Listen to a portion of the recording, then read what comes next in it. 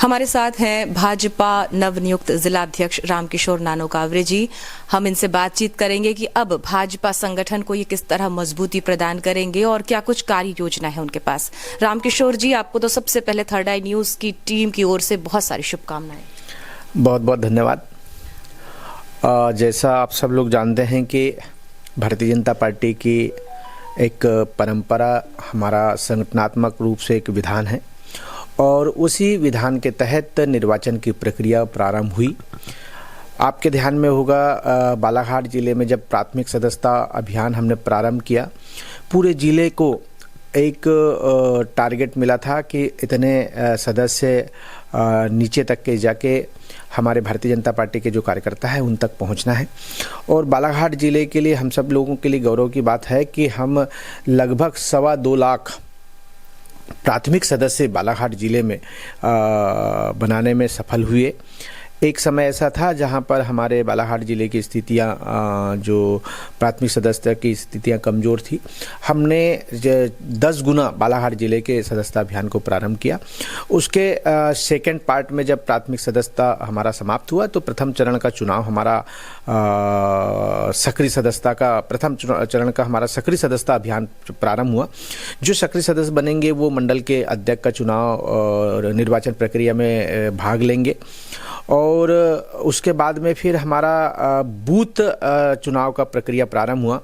1675 बालाघाट जिले में हमारा मतदान केंद्र है। उस मतदान केंद्र में हम मतदान केंद्र का अध्यक्ष, भारतीय जनता पार्टी एक ऐसा संगठन है, एक ऐसा राष्ट्र के प्रति सेवा करने वाला संगठन है जिन्होंने अपनी सेवा को लेकर नीचे तक के गया। और मुझे प्रसन्नता है कि बालाघाट के 1775 मतदान केंद्र के हमारे नवनिर्वाचित मतदान केंद्र के अध्यक्ष बने और उनकी 12 लोगों की जो टोली बनी है, जो नीचे तक के हमारे सरकारी योजना, हमारे संगठन के विचार को लेकर नीचे जाने वाली योजना है, उस तक के हम नीचे तक के काम करने। ऐसा नहीं कि मैं सिर्फ आपको बता रहा हूं, आप भारतीय जनता पार्टी का हमारा संगठन ऐप है, उस संगठन ऐप में सारे लोगों के नाम ऐड है, मोबाइल नंबर, व्हाट्सएप नंबर, सारा चीज। इस प्रकार से हम हमारा बालाघाट जिला का आदिवासी बाहुल्य क्षेत्र है, जहाँ पर हमारे बैगा समाज के लोग रहते हैं, जहाँ हमारे आदिवासी समाज के लोग रहते हैं, उन जगहों पर भी भारतीय जनता पार्टी के हमारे मतदान केंद्र के अध्यक्ष हमारे आदिवासी भाई बने हैं। उसके बाद हमारा जो दूसरा चरण आया, मंडल अध्यक्ष का चुनाव, लगभग 36 मंडल, पहले 23 मंडल था, फिर हमारा 37 मंडल बना, उसमें 36 मंडल अध्यक्ष सबकी सहमति से निर्वाचन की प्रक्रिया करते हुए हमने संगठन पर्व का वो कार्यक्रम भी हमने आयोजित किया। उसके बाद में जो हमारा जिले के अध्यक्ष का निर्वाचन प्रक्रिया थी, संगठन पर्व का था, वो 30 तारीख तक के था। थोड़ा सा डिले हुआ, सेंट्रल के बैठक हो गई, उसके बाद में दिल्ली के चुनाव के विषय को लेकर थोड़ा सा हमारे हमारे संगठनात पदाधिकारियों का बैठना आगे पीछे हुआ, उस दृष्टि से थोड़ा सा डिले हुआ। लेकिन बालाघाट जिले में सबकी सहमति से और सबके राय से मुझे आशीर्वाद भी मिला है। हमारे के प्रदेश नेतृत्व का माननीय BD शर्मा जी, माननीय हितानंद जी, माननीय प्रदेश के मुख्यमंत्री जी का सहयोग से मुझे फिर से ये जवाबदारी यहाँ पर मिली है। मैं केंद्रीय नेतृत्व का आभार व्यक्त करता हूँ, मैं प्रदेश नेतृत्व का आभार करता हूँ, मैं जिले के सभी वरिष्ठ नेता आदरणीय गौरीशंकर बिसेन जी, आदरणीय हमारे पार्टी के समस्त पदाधिकारियों का, हमारे सांसद जी का मैं हृदय के गहराइयों से उन सब का धन्यवाद करता हूं कि एक मुझे संगठन की जवाबदारी दी गई है। क्योंकि राजनीतिक क्षेत्र में अनेक दायित्वों पर काम करने का अवसर मिला, जनप्रतिनिधि की भूमिका में भी मुझे काम करने का अवसर मिला, तो इन सब का अनुभव हम अपने संगठन को और ताकत के साथ में और मजबूती के साथ में आगे बढ़ाने का काम करेंगे। मैं एक बार पुनः सबका आभार व्यक्त करता हूँ। जी, बहुत रस्साकशी रही इस दौरान, कई नाम सामने आए, इन सब के इतर आपका नाम प्रदेश नेतृत्व ने चुना। अब क्या कार्य योजना है आपकी, जो आप पिछले कार्यकाल में नहीं कर पाए जब आपको मनोनीत किया गया? आप चयनित हैं, क्या कुछ नया दिमाग में सोच रखा है आपने?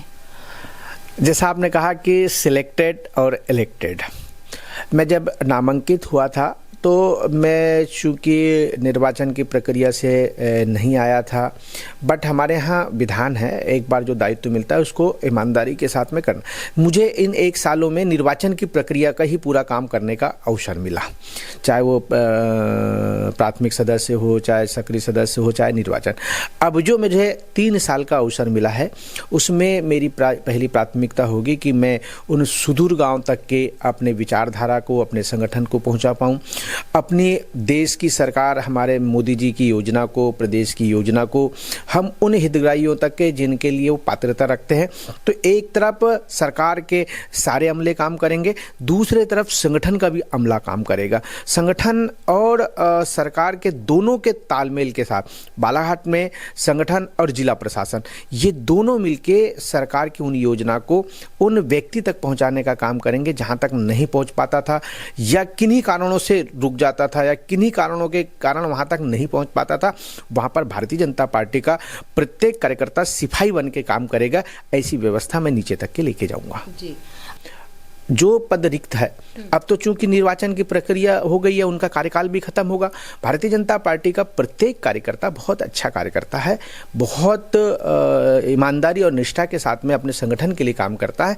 निश्चित रूप से ये पार्टी बहुत बड़ी पार्टी है, बहुत बड़ा संगठन है, और जीरो से लेके धरातल से लेके आसमान तक की जानकारी ली जाती है, आसमान वाले को भी धरातल की जानकारी दी जाती है। ये सारी चीज़ें के बाद में अभी आप देखे हो ना, जिले के अध्यक्ष के निर्वाचन की प्रक्रिया में सारे लोग से समन्वय बैठाल के चर्चा करके मुझे दायित्व दिया गया। तो नीचे का भी दायित्व इसी प्रकार से सोच समझ के, जिन्होंने संगठन में लंबे समय से काम किया होगा, जिसको संगठन समझता होगा, उन सारी चीज़ों को देखते हुए उन व्यक्तियों के प्रक्रिया में हम उन लोगों को नामांकित करेंगे और वो संगठन के नीचे तक का काम करेंगे जी। बहुत अच्छा लगा आपसे बातचीत करके, और जिस तरह से आपने संगठन को मजबूती प्रदान करने के लिए अपनी बात रखी। पुनः आपको बहुत बधाई, और थर्ड आई न्यूज़ से बातचीत करने के लिए बहुत धन्यवाद। बहुत धन्यवाद, बहुत धन्यवाद। हमारे साथ थे भारतीय जनता पार्टी के नवनियुक्त जिलाध्यक्ष रामकिशोर नानोकावरे जी। अगले अंक में किसी विशिष्ट हस्ती से हम आपकी पुनः भेंट करवाएंगे। तब तक के लिए अनुमति दीजिए। नमस्कार।